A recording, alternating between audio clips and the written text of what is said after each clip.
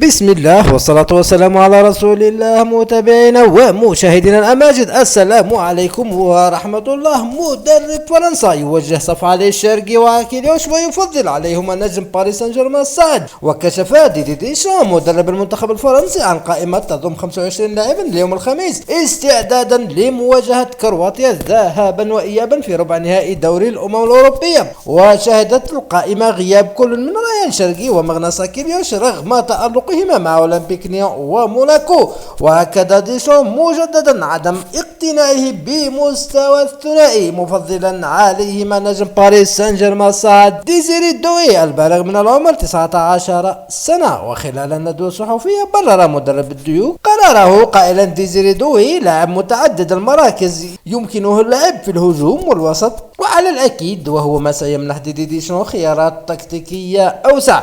هذا القرار يعتبر صدمة للشرقي وكيليوش اللذان كان يأملان في نيل ثقة ديشام، خاصة بعد المستويات المميزة التي قدمها مع أنديتهم هذا الموسم. وحسب رأيه اللاعبون الذين ينتظرون حتى تتخلى عنهم فرنسا قبل اختيار الجزائر يظلون محل جدل، فرغم الإضافة الفنية التي قد يقدمونها إلا أن قدومهم يفتقد للروح والانتماء الحقيقي. كيف لقميص الجزائر أن يكون خيارا ثانيا بعد أن تغلق فرنسا أبوابها؟ تمثيل الوطن شرف، لا خطة بديلة لمن لفظتهم اختيارات ديشام. في كل مرة تقترب فيها المنافسات الدولية تعود إلى الواجهة قضية اللاعبين مزدوجي الجنسية الذين يترددون في اختيار المنتخب الجزائري متشبثين بحلم اللعب لمنتخب فرنسا حتى تأتيهم الصفعة الحتمية. فرنسا لا تريدهم وحينها فقط يلتفتون إلى الجزائر وكأنها خيار الطوارئ أو الملاذ الأخير. هذه الظاهرة لم تعد مجرد خيار رياضي كما يصفونها،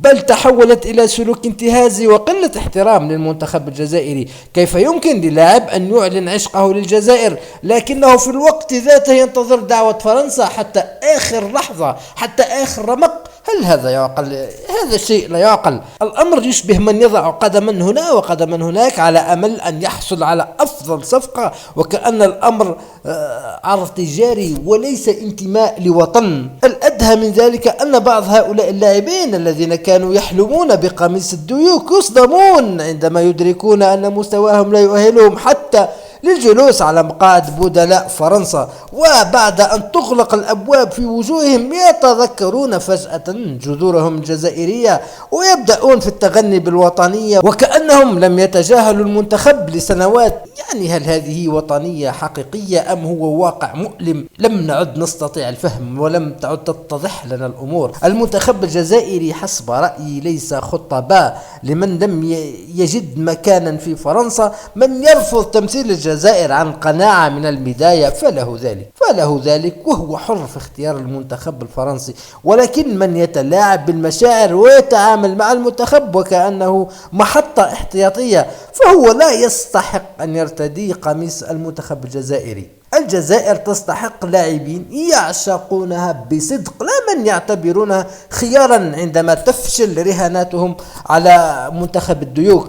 يجب على الاتحادية الجزائرية إعادة النظر في طريقة التعامل مع اللاعبين الذين يختارون الجزائر إلا بعد أن ترفضهم فرنسا. لا ينبغي أن يكون المنتخب الجزائري ملاذا أخيرا لمن لم يجد مكانا مع الديوك، بل يجب أن يمنح القميص الوطني لمن يختاره عن قناعة وحب منذ البداية، كما فعل مازا، كما فعل الشياخة، كما فعل محرز قبلهم، كما فعل زياني بوقرة عن طريقها قبلهم. يعني لا نريدهم كما فعل كمال مريم أو غيره، ولا نريد ذكر الأسماء يعني حتى في المنتخب الوطني حاليا.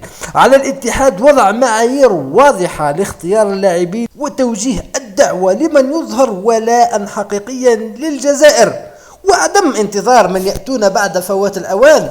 فالمنتخب ليس بديلا وليس احتياط، بل رمز للهوية والانتماء. كانت هذه وجهة نظرنا في هذا الموضوع، وسنسعد بمعرفة وجهة نظركم في الموضوع في التعليقات. ودمتم في رعاية الله وحفظه، والسلام عليكم ورحمة الله.